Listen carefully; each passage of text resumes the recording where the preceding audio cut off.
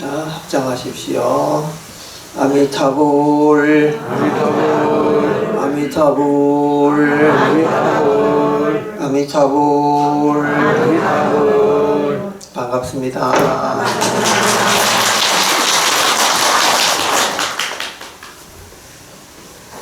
오늘이 정월 대보름,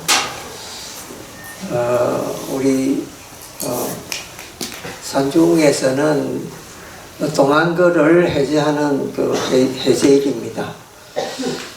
스님네들이 삼동 결제를 마치고 오늘부터 이제 3개월 동안 조금 자유롭게 이렇게 이제 지내는 그런 시작하는 날이 되기도 하고, 또 석 달 동안에 내가 어떻게 공부를 했나 하고 점검하는 그런 날이기도 합니다.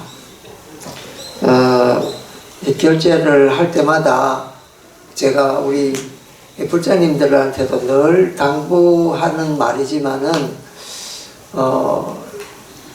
우리가 그 1년 동안 동안거 3개월, 한거 3개월, 이렇게 6개월 동안은 그래도 자기를 잘 살펴보는 그런 시간들을 갖는 것이 본인한테도 유익하고 인생에 도움되는 일이다, 그렇게 늘 말씀드리고 있습니다. 이번 겨울 석 달 동안 우리 불자님들은 어떤 마음으로 생활하실지 참 궁금합니다. 절에도 열심히 나오시고 또 집에서도 이제 잘 생활하셨겠지만은 보통 때보다 달리 이제 결제하는 동안에는 더 자기를 잘 살펴보고 삶에 충실한 태도를 가지는 것이, 그게 이제 우리 불자다운 삶이다, 이제 이렇게 늘 말씀을 드리고 있습니다. 그 전에 운문이라고 하는 스님이 계셨습니다. 이제 이 스님께서 결제 때가 되거나 이제 또는 수시로 법당에 올라오셔서 수행하는 스님들한테 법문을 내리시는데, 이제 그때 법문 내리는 것을 우리가 이제 상당 법문이라 이렇게 이야기를 합니다. 그런데 이 법문 가운데에는 이제 스님이 공부하는 스님이 어른 스님께 여쭈어보는 그런 이제 문답의 시간도 있는데, 어떤 경우에는 이 상당 법문을 올라가신 큰 스님이 자기 스스로 묻고 자기가 스스로 대답하는 그런 법문을 하기도 합니다. 이제 그 법문을 우리가 수시 법문이라고 이야기를 하거든요. 근데 이제 하루는 이 우문 스님이 이 상당을 하셔가지고 법상에 앉아가 하는 말이 이제 수시 법문을 하시기 시작했습니다. 그 법문이 뭐냐면요, 보름 전 일을 묻지 않고 보름 뒤의 일은 어떻느냐, 이제 이렇게 물은 거죠. 그게 무슨 말이냐면요, 우리가 한 달을 이야기할 때 보름 전을 15일, 그리고 보름이 된 이후를 15일, 이래서 이제 한 달이라고 그러잖아요. 근데 보름 전의 일, 정말해서 금음날부터 이제 그 초하루 일이 지나가지고 보름까지의 일은 지나간 일이니까 내가 묻지 않겠다, 이 말이거든. 그런데 보름달이 뜬 이후로, 그러니까 오늘부터죠. 오늘부터 이제 보름날 그 다음 이제 금음날까지 그 15일 소식을 말해봐라, 이제 이거예요. 근데 묻는 게 조금 이제 일반 사람이 이해하기는 조금 어렵습니다. 이제 이거를 우리 인생의 빛 때문에 이것입니다. 어떤 사람이 나이가 60이 됐는데 그 사람한테 묻습니다.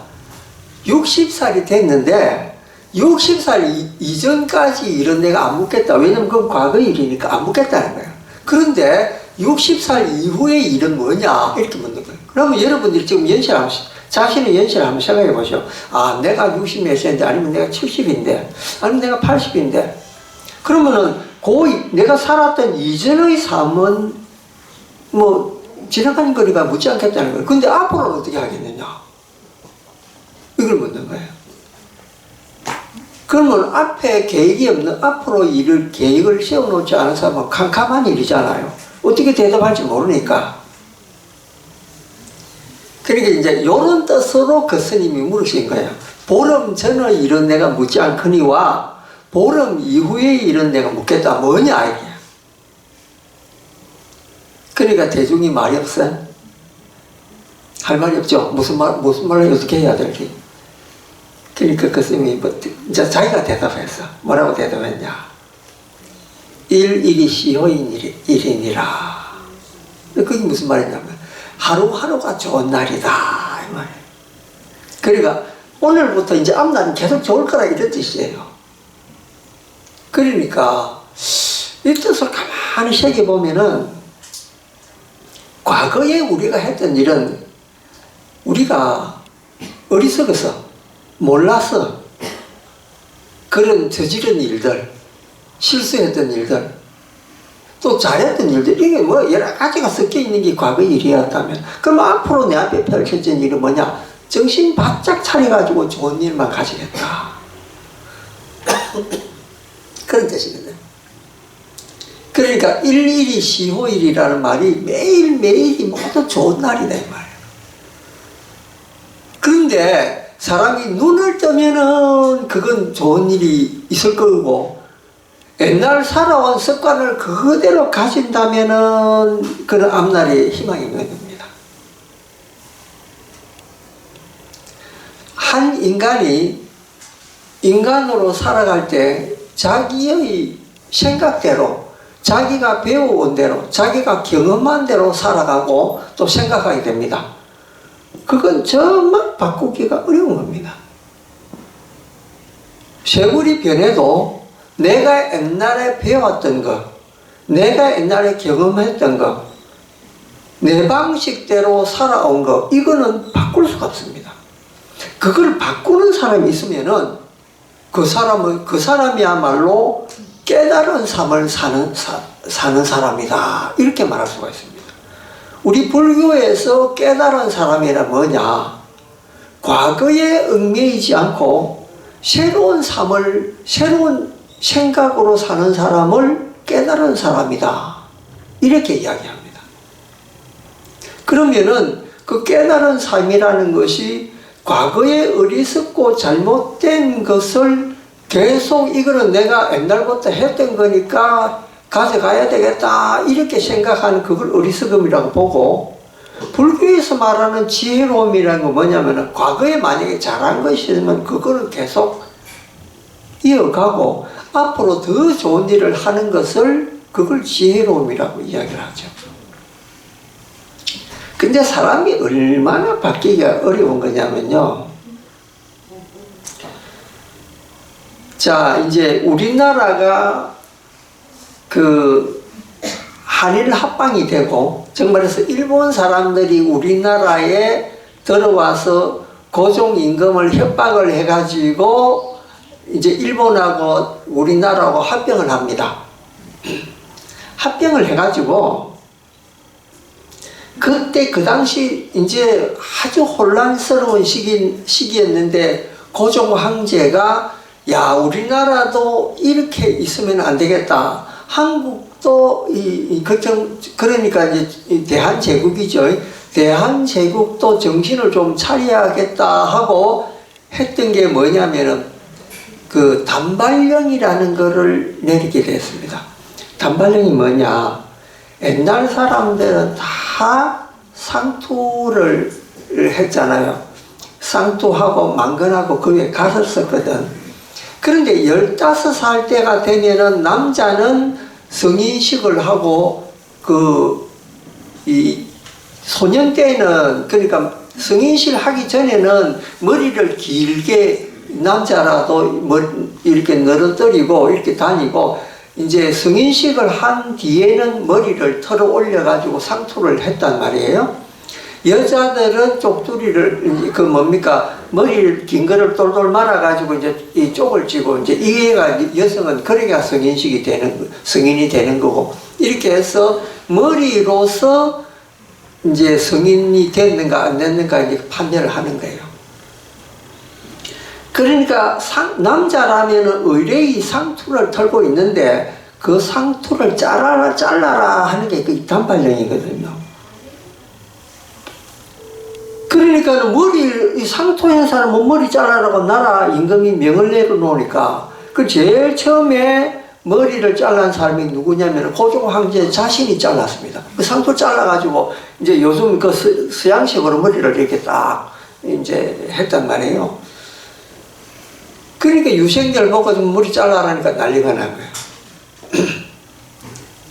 차라리 내 목을 자를지언정 머리카락은 못 자르겠다. 신체 발부는 수지 부모라.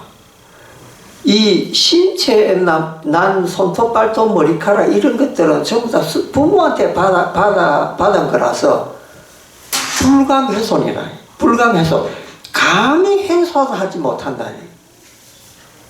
그리고 머리 이걸 잘라라니까 이거 내 목 차라리 자르는 게 낫지. 그래가지고 죽는 사람이 많았습니다. 자결하는 사람이 부지기수였습니다. 우리나라만 그랬을까요? 중국도 마찬가지입니다. 중국은 만주 사람들 풍속을 받아들여가지고 변발이라고 해서 머리 앞에는 요만큼 깎고 뒤에는 머리 여자 머리처럼 길쭉하게 이래가지고 따가지고 다녔거든요. 근데 그걸 잘라라 하니까 목을 내놓을지 이걸 못 자르겠다. 중국도 마찬가지였습니다. 그러니까 중국은 어쩌냐면 그 관원들이 가위를 딱 가지고 다니다가 그 지나가는 그 머리 긴 사람이 있으면 그냥 잘라버린 거예요. 그러니까 그걸 부여잡고 와가지고 울면서 내가 조상님한테 죄를 지었다고 하면서 그러니까 그 자리에서 사당에서 자기 스스로 목숨을 끊는 사람이 많았습니다. 자, 여러분 한번 생각해 보십시오. 그때 사람들의 생각은 내 머리가 목숨 끊는 보다 더 소중하게 그런 가치를 가지고 있었습니다. 지금 사람들이 여러분들의 생각은 그게 얼마나 어리석은 건가 여러분 생각이 되겠죠. 머리카락 자르는 게 그게 뭐 그렇게 어려운 일이라고 목숨까지 바꾸나. 그런데 그 당시 사람들은 그것이 정말 소중한 거였습니다. 그거 왜 그렇습니까? 그건 조상 대대로 내려오던 풍속이기 때문에 조상님들이 그렇게 가르치고 후손들은 그걸 그렇게 배우고 그렇게 믿고 그렇게 행했기 때문에 그 머리카락이 그렇게 소중했던 거예요. 차라리 목숨을 내놓을지언정 머리카락은 못 자르겠다.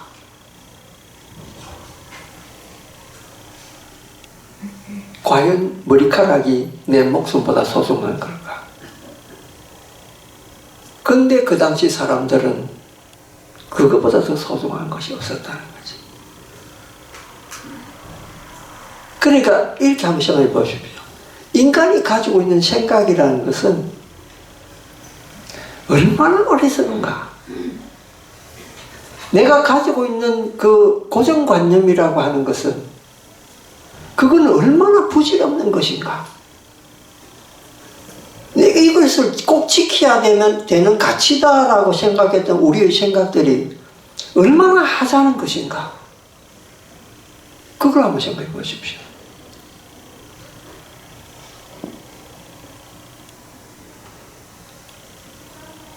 우리가 가지고 있는 생각들 중에서 잘못된 것이 너무나 많습니다.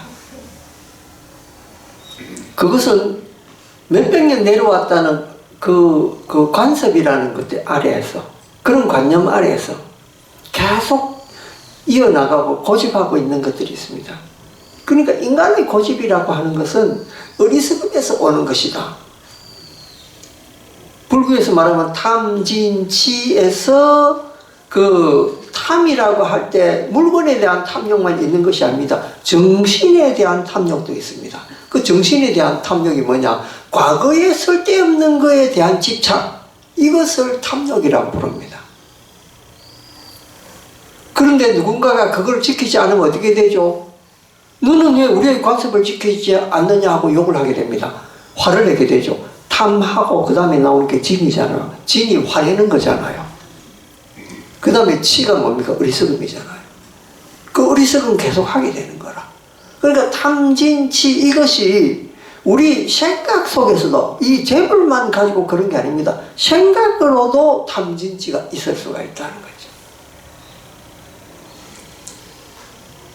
그러니까 우리의 탐진치라고 하는 것은 바로 그런 어리석음에서부터 출발해가지고 그 어리석음을 계속 이어져 나가는 거예요. 그것이 나중에 또 내 아들, 딸한테도 강요를 하게 됩니다. 나는 이렇게 살았기 때문에 너희들도 이렇게 살아라. 이렇게 이야기를 하면 되죠. 근데 그것이 어떤 거는 옳은 것도 있지만 어떤 것은 옳지 않은 것도 있습니다.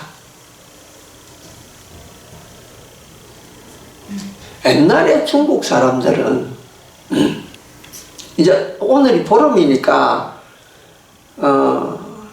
이제 어저께 어떤 분하고 이제 전화 통화를 하면서 이제 그 제사에 대한 이야기를 좀 했는데요. 옛날에는 제사 지낼 때 전부 생것만 썼습니다. 그러니까 여러분 제사 지낼 때 고춧가루 쓰지 않잖아요. 그거 왜 고춧가루를 안 쓸까요? 고춧가루를 안 쓴 게 뭐냐면 제사가 고춧가루가 우리나라에 들어오기 전부터 있은 거기 때문에 제사 음식에는 고춧가루를 안 써요. 근데 그보다 더 올라가잖아요. 그럼 우리는 지금도 당국도 하고 무슨 그 제수할 때 무슨 조기도 굽고 뭐 그러잖아요. 근데 옛날에는 아예 생거로만 제사를 지냈습니다. 그러니까는 그 옛날에 그 나라에서 이제 하늘에 제사 지낼 때는 어떻게 했냐면요. 전부 생거로 하는데 소 같은 거 잡잖아요. 소를 잡아가지고 소를 이렇게 분할을 해가지고 제사상에 올리는 것이 아니고 소를 잡아가 소 통째로 그 제사상에 올리는 거예요. 그러니까 제단이 우리 법당만한 게 큰 거야. 그러니까 소를 한 마리를 그대로 잡아가지고 소 한 마리를 통으로 올리고 그 돼지를 잡아 돼지를 통으로 올리고 뭐 이랬던 거예요. 술도 그럼 뭐 이렇게 큰 그릇에다가 그대로 올리고 막 이런 식으로 전부 생거로 해고 올렸거든요. 지금도 서울에 가면 종묘가 있는데 종묘는 뭐냐면은 역대 우리나라 조선시대 임금님들을 쭉 모시는 그 곳이 종묘잖아요. 그 종묘에 제사 지낼 때 생거 씁니다. 물론 통째로 뭐 손을 올리고 이렇지는 안 하지만은 소고기 같은 거 이렇게 잘라가지고 생거를 그냥 올립니다. 그러니까 고대 제사는 좀 생거를 썼다는 거예요. 그러다가 세월이 점점 내려오면서 익힌 음식 이제 이렇게 하고 그 다음 이제 그런 그 제사상에 올린 음식은 3일 이상을 놔놓지 말고 다 먹어라 이렇게 되어 있습니다. 그건 이제 공자님이 그런 말을 했거든. 음식 그 제사 음식은 3일 이상 먹지 말아 이렇게 해요. 요즘 냉장고에 내가 오래 먹지만 옛날에는 그런 게 없어놓으니까 이제 그랬는데 그런데 놀라운 게 뭐냐면요. 공자님이 그 전에 이 사람 고기를 먹는 걸 좋아했습니다. 놀라운 일이죠. 어떻게 공자님께서 의인을 실천한다는 공자님이 어떻게 사람 고기를 그 왜 풍속이었거든. 그거 중국 옛날에 고대 풍속이었고 그 사람들이 많이 그 사람 고기를 먹었습니다. 그래서 사람 고기를 어떻게 먹었냐면요. 사람 고기를 이렇게 저며가지고 생으로 먹는 거 예를 들고 소금에 조금 절여놨다가 그렇게 아주 잘게 육회 하듯이 이렇게 잔잔하게 해가지고 그걸 먹었단 말이에요. 공자님도 그때는 그 당시 풍속이니까 자신 거예요, 그냥. 근데 공자님이 고기를, 사람 고기를 안 먹게 된 이유가 있었습니다. 그게 뭐냐면요. 공자님 제자 중에 장군이 하나 있었습니다. 그 장수가 전쟁에 나가가지고 전쟁을 하다가 적군한테 잡힌 거예요. 옛날에는 사람을 이제 적의 장수를 잡잖아요. 잡으면은 목을 잘라가지고 큰 단지 같은 데다 소금에 푹 묻어가지고 상대방에 보내는 습관이 있었습니다. 우리 지금 너희 나라 장수가 우리한테 잡혀가 죽었으니까 봐라, 우리가 이겼다, 이런 뜻으로 보낸 거예요. 그러니까 이제 적국의 이 왕이 공자님한테 공자님 제자라는 걸 알고 그 목을 잘라가지고 단지 안에 그 사람 목을 넣어가지고 보냈던 거예요. 그러니까 이웃 나라에서 당신 이제 무슨 선물이 왔다 이래서 공자님이 그걸 또 열어봤는데 딱 보니까 자기 제자가 목이 잘리가 소금에 푹 판노치가 있거든. 그걸 보고 견학을 했을 거 아닙니까? 그 뒤로부터 사람 고기를 안 먹었다는 거예요.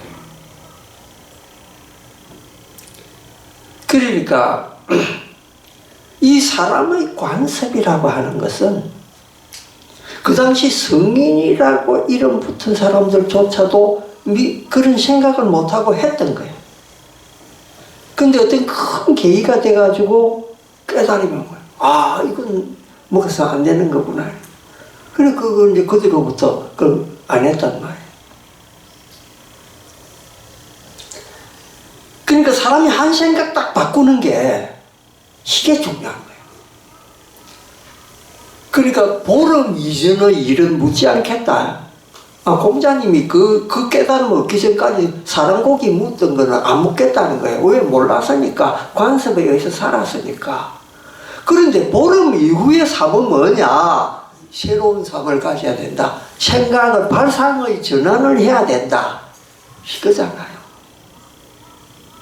우리가 뭐라고 부릅니까? 코페르니쿠스적인 발상의 전환이다. 이렇게 이야기해요.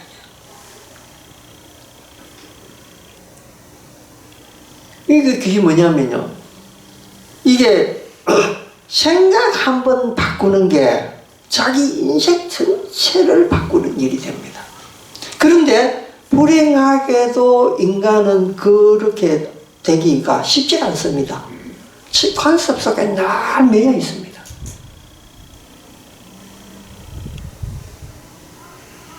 그래서 제가 지난번에도 이야기를 했지만은 사람이 우리가 보살도를 행한다고 하는 것은 얼마나 어려운 일인가. 말은 우리가 보살도를 배우고 뭘 읽으면은 말 보살이라는 말이 나오고 스님들이 여러분들한테 보살님이라고 이야기하고 보살이 너무나 쉬운 거지만 보살도라고 하는 것은 나라는 게 없어진 순간부터 보살이 되는데 나라는 거 버리고 어떻게 여러분이 존재하겠느냐. 보살이라는 말이 지극히 어려운 이야기인데 그러면은 이왕 우리가 보살 노릇 못할 바에야 철저한 나로서 한번 생각을 해보자는 거죠. 근데 불교에서 뭐라고 부릅니까? 제법무와 나라는 것은 없다라고 이야기하잖아요. 그거는 부처님 가르침이고 우리는 그냥 앞만 돌아봐도 낸데 그 무아라는 말 내가 이해하기 힘들어. 근데 제가 늘 말씀드리지만 여러분 어려운 거 여러분 할 필요 없습니다. 보살 그거 여러분 하고 싶습니까? 내 것 다 버리고 내가 없는 삶을 살고 싶습니까? 여러분 그렇게 못 삽니다. 그러니까 불교의 이상은 보살이구나 요렇게만 알고 있으면 되고 그러면 나는 뭐냐? 나는 나로서 잘하면 된다는 건데 요거 오늘 제가 말씀 좀 드려야 되겠습니다. 왜냐하면 부처님 경전에서는 나를 버리라 이렇게 되어 있는데 나는 나를 버릴 수가 없어요. 여러분들 내 버릴 수 있습니까? 내 몸뚱이 버릴 수 있습니까? 내 고집 버릴 수 있습니까? 내 이웃, 내 집안, 내 가족 다 버릴 수 있습니까? 내가 모은 돈 다 버릴 수 있습니까? 못 버립니다. 그거 다 뭐냐? 내가 중심이 돼서 있는 거거든. 그렇잖아요. 내가 중심, 내가 살아있기 때문에 이것도 있고 저것도 있고 이렇지. 내가 없는데 뭐가 있습니까? 아무것도 없는 거예요. 그러니까 보살되라고 하는 것은 우리로서는 받아들이기 힘든 거예요, 지금. 내가 그 단계까지 가야, 그러니까 지난번에 제가 말씀드렸잖아요. 상사도까지 가야 하사도, 중사도, 상사도 이 세 가지 도가 있는데 하사도는 인간의 길이고 중사도는 스님네들 길이고 상사도는 보살의 길인데 우리 아직까지 스님 단계도 안 됐는데 보살 단계까지 간다. 그 어려운 일이란 말이에요. 그러면 하사도인 우리 인간으로 삶이 뭐냐? 사람의 길이 뭐냐? 사람의 길이 기본적으로 딱 쓰는 게 뭡니까? 내잖아요. 내가 있기 때문에 내가 사람이다 이런 말이 나오죠. 그러니까 금강경에도 아상인상 할 때 아상부터 먼저 내라는 것부터 먼저 나온다는 거예요. 자, 이제 그러면 인간이 됐으니까 우리가 철저하게 그럼 인간으로 한번 가봅시다. 뭐 무아, 뭐 보살도 이런 거 또 멀리하고 왜? 우리한테는 너무나 먼 당신이에요. 그거는. 그렇잖아요. 이론은 그런데 실제는 그렇게 하기 힘들다는 거예요.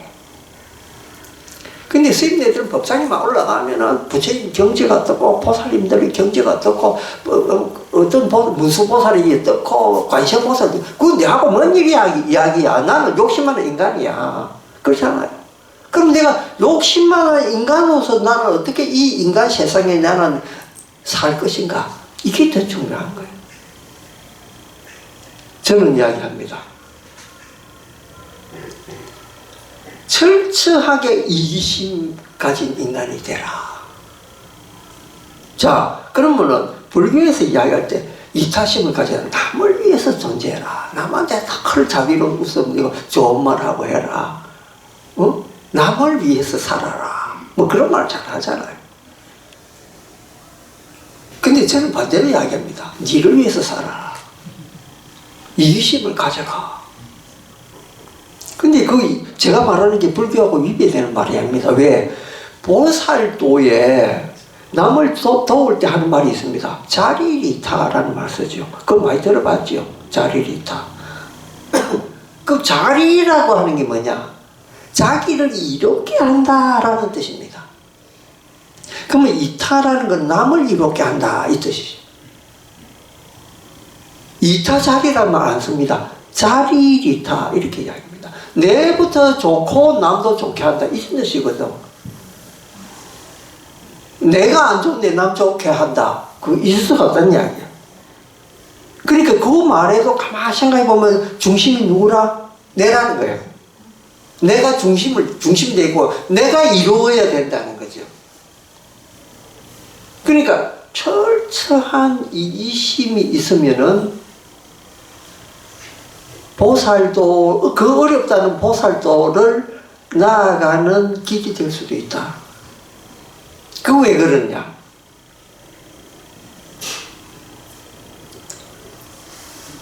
늘 제가 말씀드리지만은 나는 남으로부터 사랑받고 싶어요.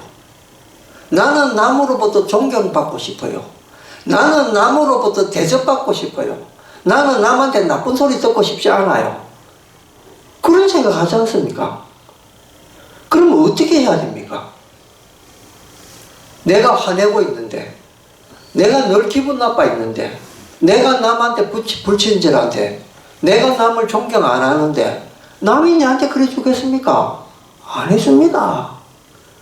지가 아무리 높은 사람이라도, 지금 뻣뻣하고, 우리한테 문도 말이지, 눈도, 이렇게 좋지 않은 눈동자를 굴리고, 그런 사람한테 우리가, 아니, 지가 뭐는데, 내한테 그러냐. 그러니까 그 사람한테 우리가 조금 안 좋게 보죠. 대답도 투명하게 나고 그렇습니다. 그런데, 내가 반대로 저 사람한테 사랑받고, 존경받고 좋아함을 받으려면은 내가 그 사람한테 그래 하면 됩니다. 말 한마디 따뜻하게 하고 부드럽고 친절하게 하면은 그 사람도 내한테 괜히 내한테 욕하는 사람 없습니다. 포스럽고 상냥하고 웃는데 그 사람한테 화내는 사람 없습니다. 그 상대방과 똑같이 해줍니다. 웃으면서 여기서 안녕하세요 하면 저쪽에서도 안녕하세요 합니다. 그게 이치거든요. 그러니까 내가 내한테 대접받고 내가 내한테 좋으려면은 나를 위해서 그렇게 하려면은 남한테 그래 하면 됩니다. 그러니까 이거 뭐냐면 철저하게 이기심을 내한테 좋자고 하는, 내 좋자고 하는 그런 생각을 가져야 그렇게 행동한다는 거예요. 왜 저 사람은 날 대접 제대로 안 해주고 날 제대로 평가 안 해주나? 남한테 이거 강요 안 해도 됩니다. 내가 그 사람한테 그렇게 해주면 됩니다. 그러면 내가 그 사람한테 저절로 그런 대접 받습니다. 왜? 그 사람을 위해서 그 말 합니까? 아닙니다. 내 좋으려고. 내 칭찬 받으려고. 그러니까 철저하게 이기심을 가져야 그 이기심은 뭡니까? 내 좋자고. 내 편하자고.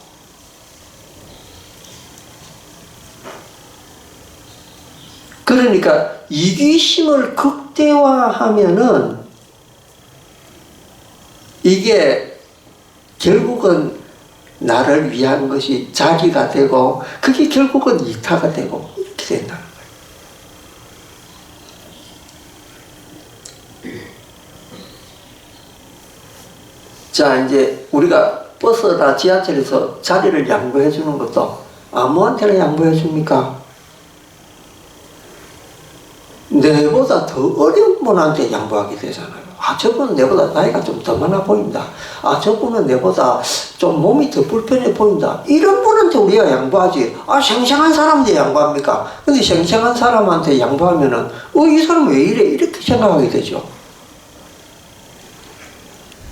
그러니까 자기가 자기를 도우려면은, 정말해서 자기가 자기 스스로를 빛내려면은, 그런 큰 이타심도 분별력이 있게 하는 이타심, 이것이 필요하다.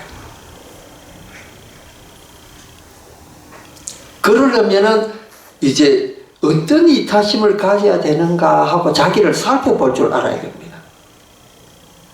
무조건적인 그 이기심은 또 이게 남한테 피해가 될 수가 있습니다. 그러니까 남한테 피해 안 되는 상황에서 내가 이기심을 가져야 된다는 이런 거죠. 그것은 평소에 자기 자신이 공부가 되어 있지 않으면 안 됩니다. 내가 늘 자기 자신을 살펴봐야 된다. 내가 내 자신한테 관심을 늘 가져야 된다. 이런 말입니다. 이제 오늘이 해제라서 3개월 동안 공부했던 선생님이 선방에 3개월 앉아 있다가 혹은 강원에서 경책을 보고 있다가 이제 하게 되는데 그렇게 오랫동안 앉아있고 공부를 해도 생각을 전환하지 못하면 그거 아무 소용없습니다. 옛날에 마조라고 하는 스님이 계셨는데요. 이 마조 스님이 좌선한다고 늘 앉아가지고 이제 공부를 했습니다. 근데 하루는 그 마조 스님의 스승이 이렇게 보니까 참 이 마조 스님이 앉아서 이 힘을 쓰고 있단 말이에요. 그래서 이제 그 마조 스님 앞에 가가 물었습니다. 뭐 하고 있냐고. 그래 마조 스님 하는 말이 좌선하고 있습니다. 좌선해서 뭐 하려고 그러느냐. 부처되려고 그럽니다. 그래. 어디 가다가는 기와장을 한 장 가져와. 기와장 앞에서 기와를 이렇게 할고 있는. 그리고 좌선하다 보니까 그분이 기와를 자꾸 하루 동안 이걸 갈고 있어서 저 기와를 왜 갈까요? 가가 스님 기와를 왜 갈고 계십니까? 이거 갈아가지고 거울 만들려고 하네. 아니 기아장 하루 정도 가면 무슨 겨울이 됩니까? 기아장은 겨울이 안 됩니다. 그럼 자선만 한다고 부처가 되겠나? 그러니까 스님이 그럼 어찌해야 됩니까? 수레가 가려면은 수레 무가는 소를 때려야 되나 아니면 수레를 때려야 되나? 소를 때려야 되죠. 그 순간 이마소 스님이 깨달았다. 그러니까 뭐냐면 좌선만 해가지고는 부처가 될 수가 없다. 정말에서 깨달음을 얻을 수가 없다 이 말이에요. 그러니까 나는 참선 20년 했는데 30년 했는데 이런 사람들은 앉아만 있었지 아무 소용이 없는 거야. 절하는 분들도 그런 분들이 있습니다. 내가 절 갔다가 뭐 10,000배를 했니 100,000배를 했니 1,000,000배를 했니 이런 분이 있습니다. 아니 100,000배 했는데 무슨 소용이 있나 하는 거예요. 내가 금강경을 했다가 내가 30,000독을 읽었다는 중 무슨 100,000독을 읽는 이런 분들이 있습니다. 신묘자장구 대다라니 대비주를 갖다가 몇십만 독을 했다는 둥 뭐 이런 분도 있습니다. 그 무슨 소용이 있습니까?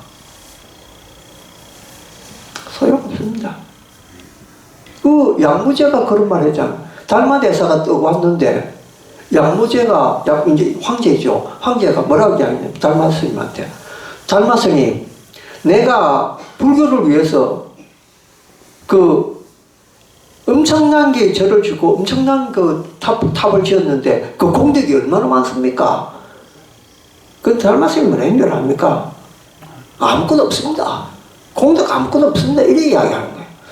양무제가 깜짝 놀랐습니다. 내가 공덕 지으려고 이렇게 수많은 절 만들고 그 탑을 만드는데 공덕이 하나도 없다니까. 그것도 그냥 보통 스님이 아니고 그 도를 깨달았던 큰 스님이 그 공덕이 하나도 없다니까 너무 놀랄 거 아닙니까? 근데 그 말 잘 알아들어야 됩니다. 그런 공덕이 없다는 뜻이 아니고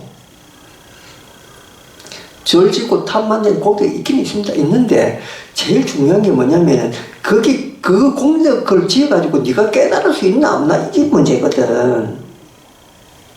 그렇잖아요.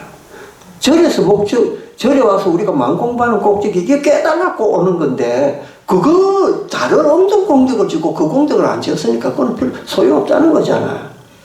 그러니까 좌선 20년 30년 했거나 건강경을 몇 동 했거나 대비를 얼마나 했거나 마음 안 깨달아졌는데 무슨 소용이 있나 하는 이 말이에요. 그러니까 제가 말씀드린 게 뭐냐면 발상은 저는 생각도 딱 바꾸지 않으면 지난번에 조금 전에 말씀드렸듯이 이 머리카락 긴 거 고집하고 있다가 이거 자른 이 생각이 중요하다는 거예요. 그 한 생각 바꾸는 게. 근데 사람들은 그 생각 안 바꾸고 옛날 관습에 그냥 딱 묶여있는 거라. 야 3만독 하면 좋다더라. 좋긴 뭘 좋아.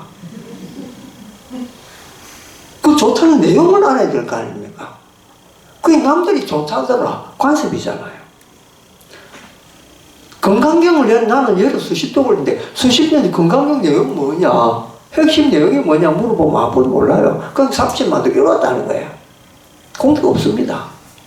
그 무슨 공덕이 있습니까?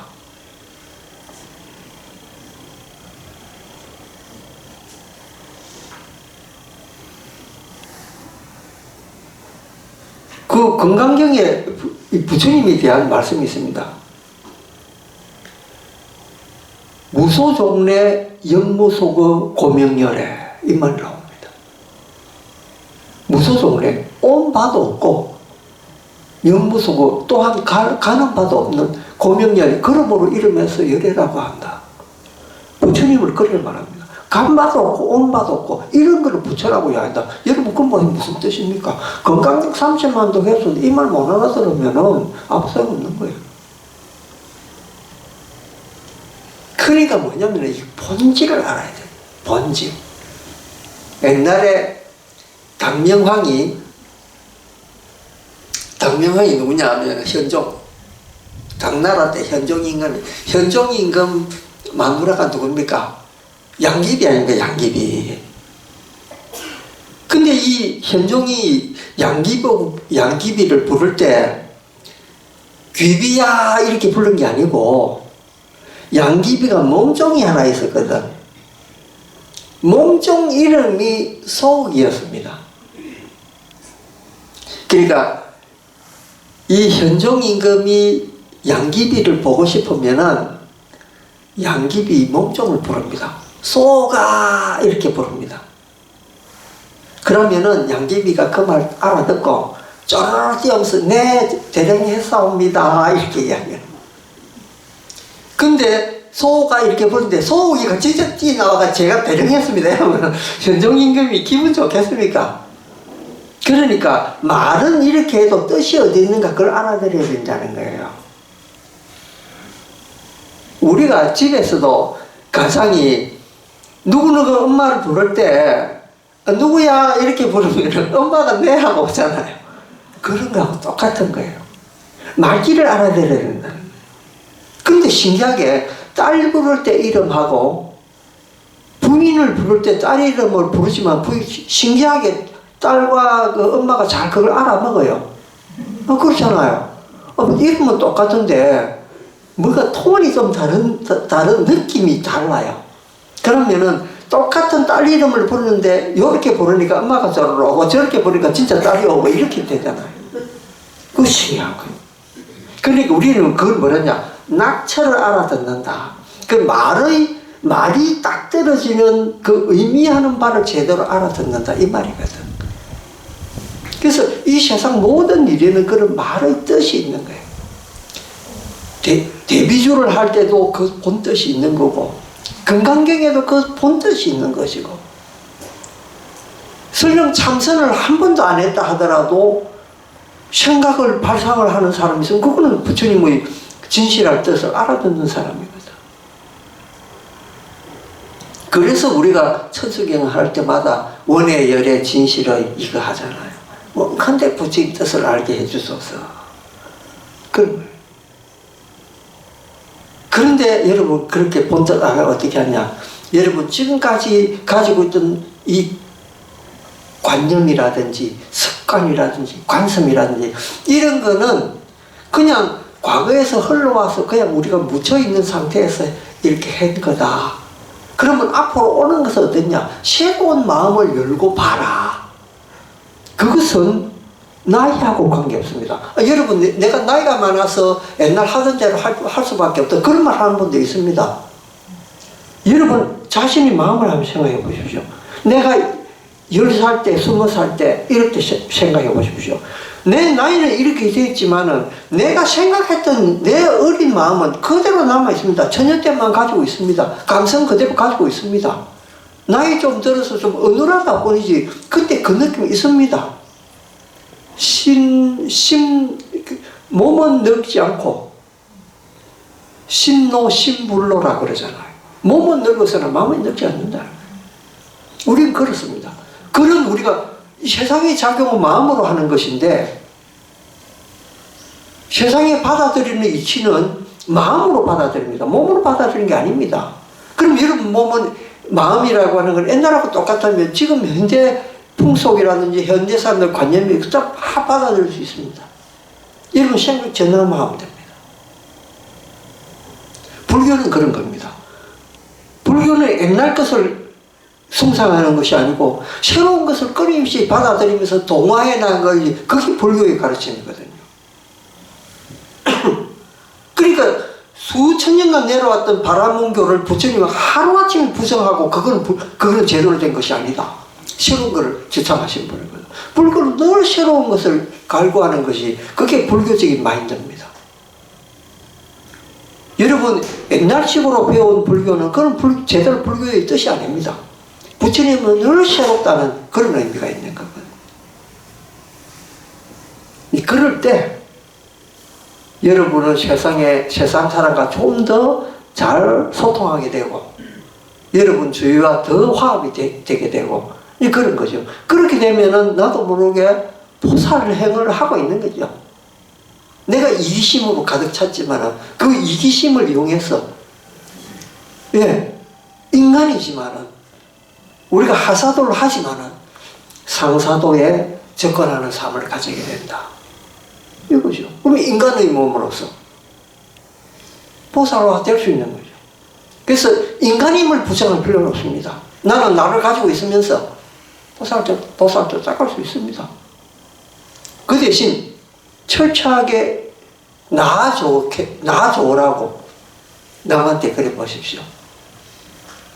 그게 이제 요번 이제 안거를 끝나고 다음 우리가 이제 석 달위 해제 기간 동안에는 그런 마음으로 또 이제 지내는 철이 되었으면 좋겠습니다. 감사합니다.